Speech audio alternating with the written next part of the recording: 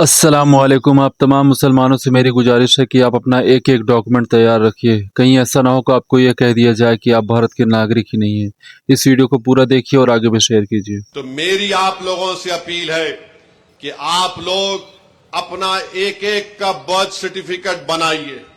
ہاں، جو ہمارے بزرگوں کی عمر 70 سال کے اوپر ہے ان کا برتھ سرٹیفکیٹ اگر ہے تو بہت اچھا ہے، اگر نہیں ہے تو آپ ان کا پاسپورٹ بنائیے۔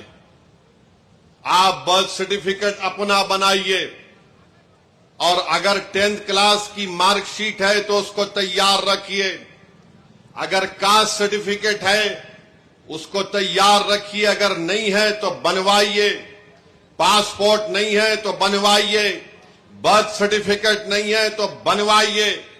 اگر کوئی ریٹائرڈ پینشنر ہے تو جو پینشن کا آرڈر ملتا اس کو اٹھا کر رکھیے۔ اگر آپ کو 2 BHK کا سرٹیفکیٹ ملتا ہے کہ آپ کو 2 BHK دیا گیا، اس کو اٹھا کر حفاظت سے رکھیے۔ اگر زمین گورنمنٹ نے آپ کو الاٹ کی تو اس کو اٹھا کر رکھیے۔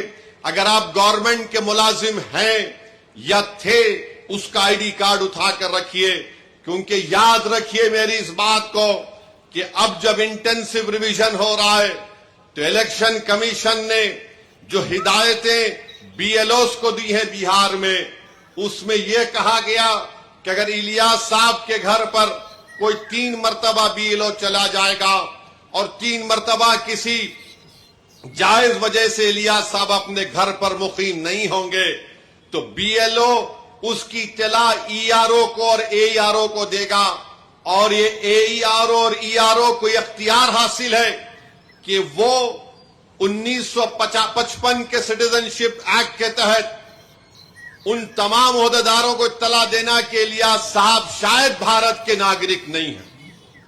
تو یہ